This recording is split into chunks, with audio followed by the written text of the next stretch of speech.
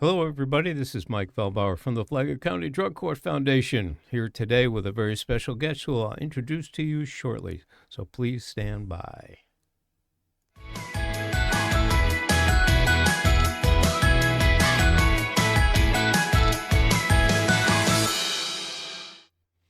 Well, we're back with you today, and my special guest, and I hope I don't mispronounce his last name, is Joe Gallen.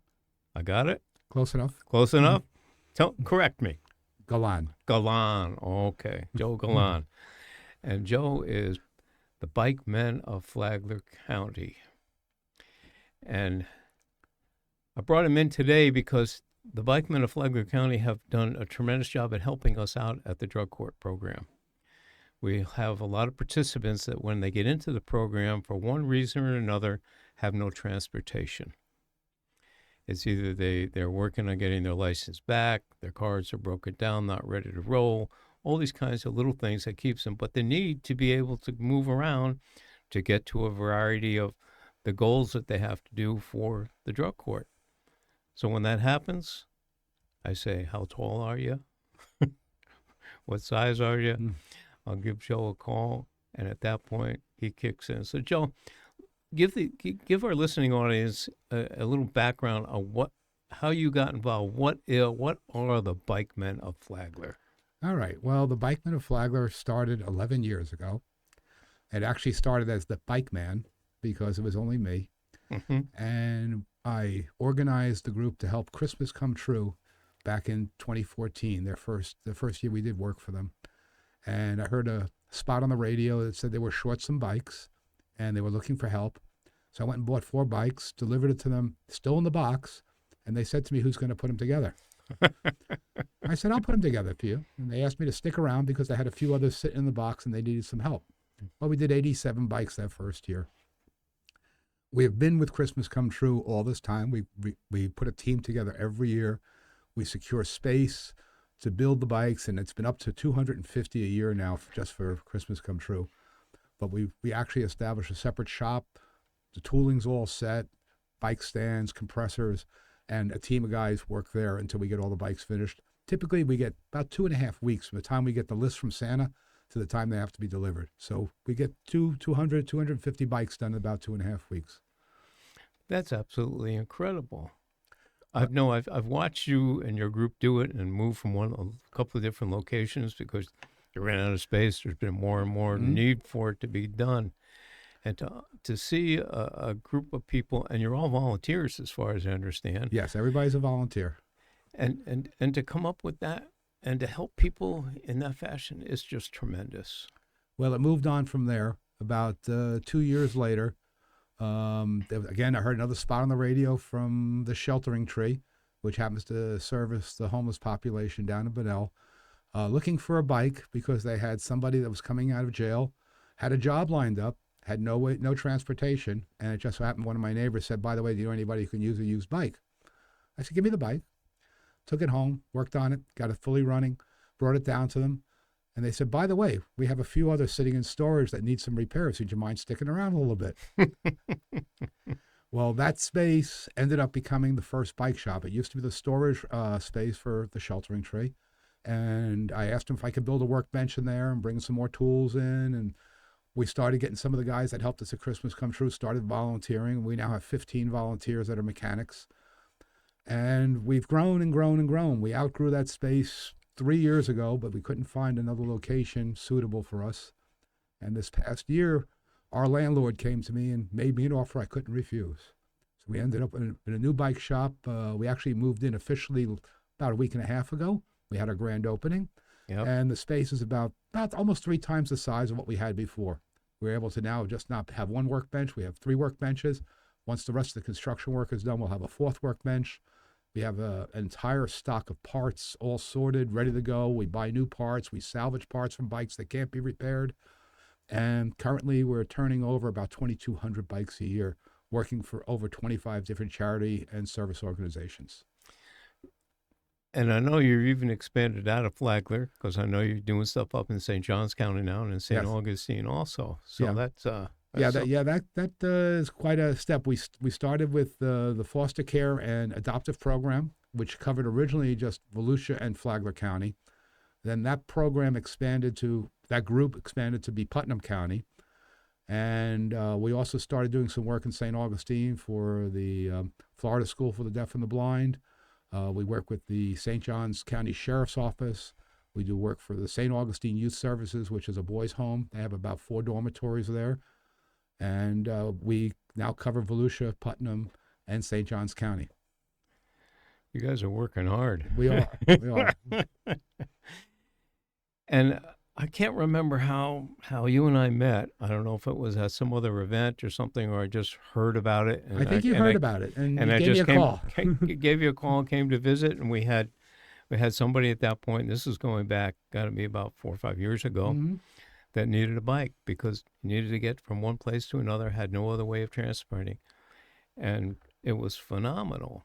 And since then, you've provided numerous bikes for our people that are in We lose count of how many. We don't count for every individual organization. It just doesn't make sense because we get so many bikes, and we have a good following that donate the bikes in, and those are the ones we repair. We typically get around somewhere between 95-96% of the bikes back on the road.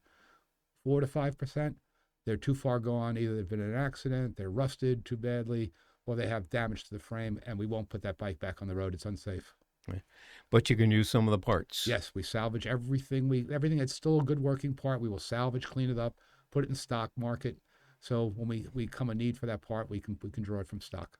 That's great. That's just knowing that there are groups in our community that are out there helping. And I don't know, somebody's phone is buzzing. It could be mine, but I'll tell them to go away. Yeah. And are there particular needs that you're looking for, your organization needs help with now? Well, one thing we always dreamed about doing was opening up a bike co-op. The difference between a bike co-op and a volunteer shop is a bike co-op is open to the public, where they can come in and work on their own bikes. Where we have have stands set up and workstations set up for them to come in and work on the bikes. And if they need the parts, they can draw from our parts. We'd like them to pay for them because that's how we do operate the shop. We don't run a crazy profit number. We're doing well, but we can't give away everything. So if people want to come and repair something, we'd like to be able to open that up and then continue that with an education program for the schools where the kids can learn bike mechanics and repair their own bikes. That is great. That would be phenomenal. But that's in a whole nother operation and another 3,000 square feet of space needed. Yeah. But getting kids to learn how to do that kind of stuff, it's, today most of them they can't do anything because they're not being trained. Not that they don't want to. There's just no one training them to do it.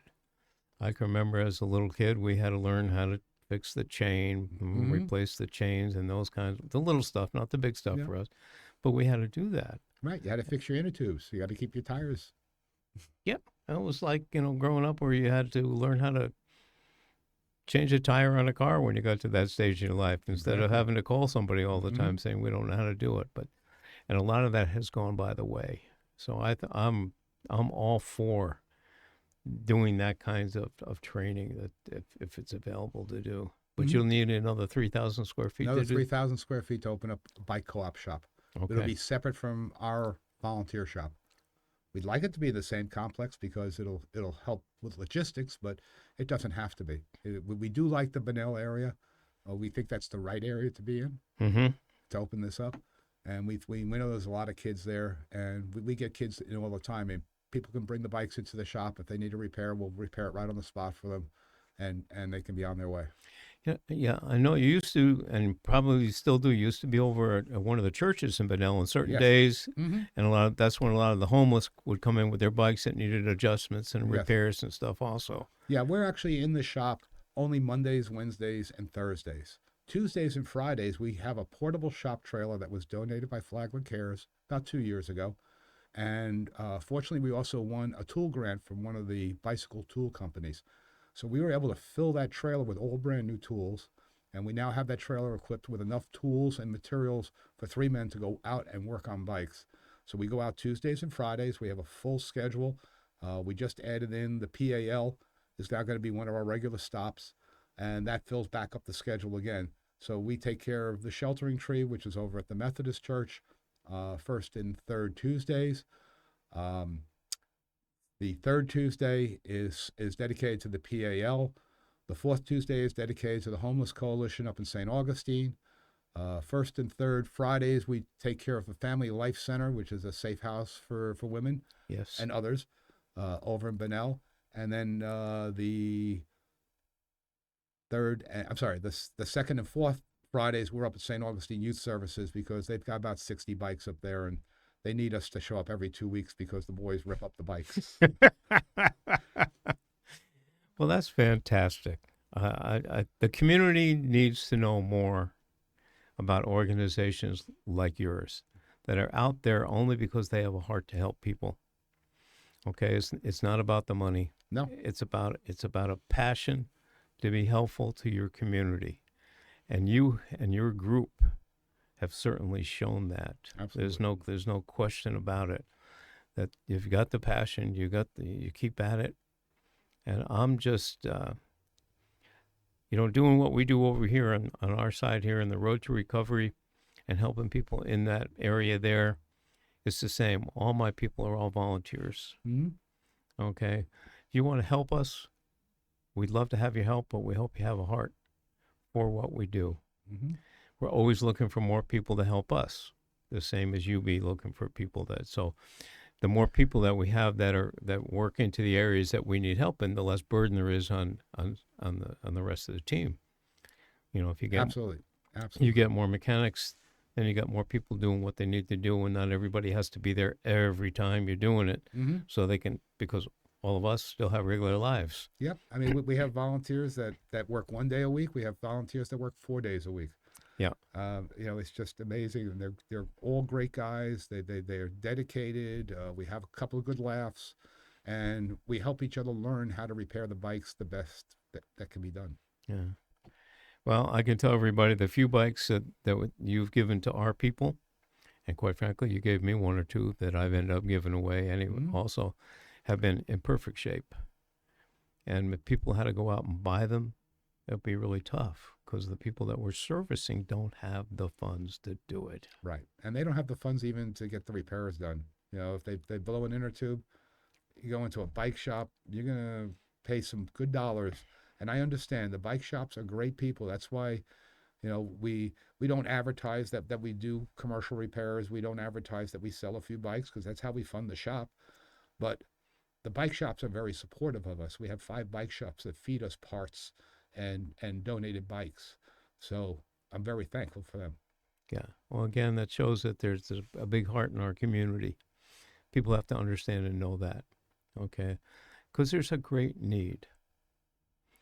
We look around, and this is me, the antagonist, talking now, not about your stuff, but we look around and we hear everybody talking about how beautiful it is here in Flagler County. And it is beautiful in Flagler County. Yes, it is. But we've got to spend more time taking care of our people than we do our median divides. Mm-hmm. That's my way of looking at it. You're one of the groups that helps do that. Well, thank you. And because without it, between how you help us, which is minimal compared to how you help some of the other groups, think about all those people that you're helping, the homeless, all this other stuff that wouldn't have that opportunity to get around. Mm-hmm. I mean, we don't have a real downtown. Yes. I mean, Bunnell has a little bit of it, but Palm Coast has no downtown. It's not easy to get from one side of the city to the other side. It's true. I mean, I'm still in Palm Coast. You're still in Palm Coast right now as we speak, but I'm almost 10 miles from where I live. That's tough. So at least having some transportation available to get to places you need. For our drug court participants, they have to be able to get to the courthouse. Right. They have to get to where the treatment provider provides them with the treatment. They have to get to where the probation office is. And depending on where they live, that's if you don't have running transportation, like we had one young fellow who did a phenomenal job, and I'm pretty sure that you provided the bike for him. This is going back a number of years ago.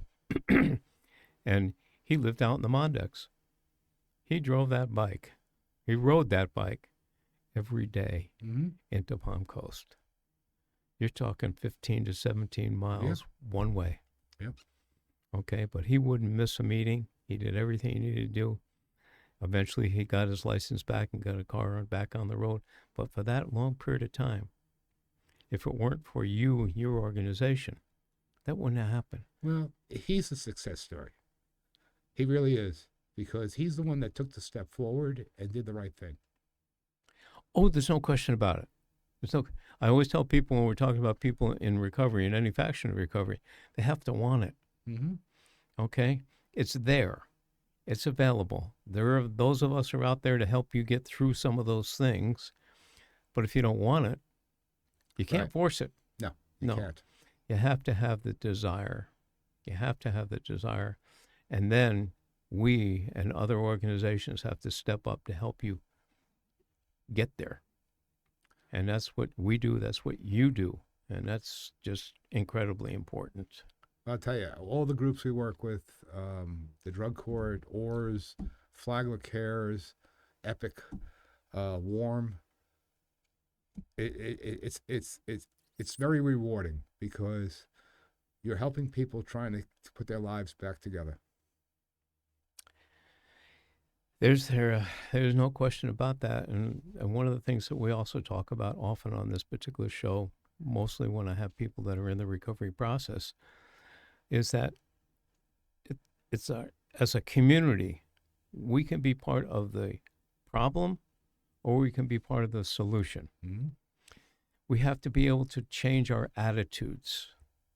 And I can tell you that over the 12 years I've been doing this, my attitude changed from the very beginning. When I learned and got to learn more and more about what causes people to get into the world of drugs and alcohol. Mm-hmm. And over 90% of it is because of trauma that they've had to live through, and it's covering that pain. So we have to learn, I say we have to look at our world of recovery, not as if it was a Hollywood movie in the back alleys in New York, Chicago, LA, Dallas, Houston. No, it's in every neighborhood. Exactly. There are no barriers, okay? Exactly. And there's no ethnic or financial barriers. You find it all over. Mm-hmm. And nationally, the average is 10% of any community is in recovery or been some parts of it. So that means here in Flagler County, we got between 10 and 15,000 people that are in some portion of recovery. So we have to open that up. And what we need to do is we need to change the community attitude and start offering hope to those that are in trouble, that need that. Doesn't have to be big things. Part of it is just stop talking negative when you don't really know what you're talking about. Mm-hmm. And then when you have an opportunity, talk positive. Yes, you can. You got to want to, but yes, you can. There are people out there that will help you to get what you need to get done. But we have to be as a community. So if the community is negative, we'll have less positive results. If we can become more positive and offer the hope, and that's our acronym for our organization is, it's Flagler County Drug Court Foundation, and we use the DBA of hope, helping our participants excel, because we offer that. We try to get it. It's a tough world out there. It is. And it doesn't happen overnight. And the other thing is that rarely have I ever met anybody that either in their family or friend circle hasn't run into this. So denying it's there. That's true. Every family gets affected. You got it. You got it. So organizations as we do and what you do, and we're trying to get that word out to the community, you can be the community, you can be a big part in the solution. We know we know it's not going to go away, but we can reduce it. Yes. 2 or 3 years ago at the behavioral health conference that many of us go to in Orlando to learn more things that are going on in our particular area of expertise, it was the theme for the week was just one. Because if we can get to one, Mm-hmm. he'll get to two, he'll get to three, or she will get to three and four. It builds on it. Yes, it does. Okay. So don't look at it as you've got to take care of the whole thing at once. See where you fit in. Take care of just one. I know you look for help. We look for help. So if anybody's looking to help you, how would they get a hold of you? Well, the best way is either through our website, which is www.thebikemenofflaglercounty.com, or they can email us. Same thing, thebikemenofflaglercounty@gmail.com. And that's as easy as that. We answer everything normally the same day, and we'll come up with a solution for whatever they need. All right. Do you welcome visitors out to the? Absolutely. Okay, and again, let's tell them where you're located and the days that you're there. Okay, so the bike shop is located at 2323 North State Street, which is in the Atlantis Business Plaza. We are in Unit 100 there. That's our new unit. And it's on the west side of US 1, about 4/10 of a mile south of Royal Palms Parkway. All right, and basically almost across from Church on the Rock. Yes. So those are good cues for you. And you're there what days? We're there Mondays, Wednesdays, and Thursdays from 8 in the morning to 12 noon. We're probably going to start expanding our hours now that we have a little bigger shop, and the new shop is actually going to have air conditioning for the work area. Yeah, I remember when we first started talking, you said our hours are based on the heat. That's right. They were based on the sunlight coming in and baking us. But this time around, we're stepping it up, and we're all excited about getting the construction work finished so we can turn the air conditioning on. Excellent, excellent. Well, glad to hear it. I'm thankful you were able to make it here today and get this information out to the community. Joe's told you what he needs, how to reach him. I'm going to say we need your help too. I need more people that are willing to come on board, that want to be helpful to people in recovery. And it could be any number of things you can do. Okay, just like you, we can't all do one thing. Okay, but there's lots of things, and if we can reduce the burdens from within the team and spread those burdens out, it's beneficial. We also, like you, we need funding. Mm-hmm. So we have what we call the Club 100, that we're looking for 100 local Flagler County businesses, predominantly individuals can do it. And if we get to commit to $120 a year, okay, it makes it a little easier than going out and hitting them for big bucks. But 100 businesses, $120, that's $12,000, which for us is most of our budget. We don't have any rental space. We don't have to deal with that, and we Mm-hmm. don't deal with a lot of product. But that would be a great help. So we're looking at that. We do fundraisers. We typically do 2 a year. We have one coming up April 12th, which is our Golf for Recovery fundraiser, which will be held at Palm Harbor Golf Club. And we're looking for, I'd like to get 25 teams. That's of 4, so that makes it 100 players. And we came close last year. We got up to 76 coming in, which was great. And we're looking for sponsors and vendors. So if you're interested in finding out what we have to offer that you can help us with, please feel free to call me, 401-864-6997. And my email address is mfeldbauer, FELDBAUER @gmail.com. And here's the next thing. If you're out there and you have something you'd like to add to the Road to Recovery podcast, we're more than welcome to have you come on board. You can contact me and we can set up a time and date to do your podcast. So again, Joe, I want to thank you for your time that you spent with us today. And we'll look forward to more conversation with you in the future. Absolutely. Okay, and now... And I wish you good luck with your golf outing.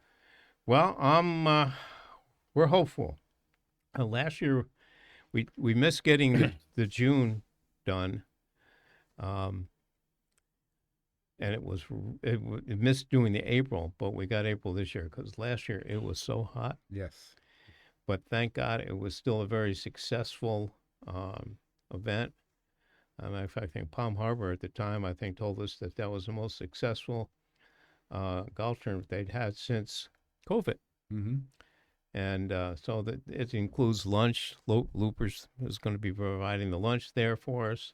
Excellent restaurant. And yeah, Mhm. and they're great supporters of the World of Recovery. Yes, they are. And all his places, they do a really good job. So that's what's happening. We thank you for your time again, and I'm just trying to look at. We're going to go back and we're going to sign off for the day.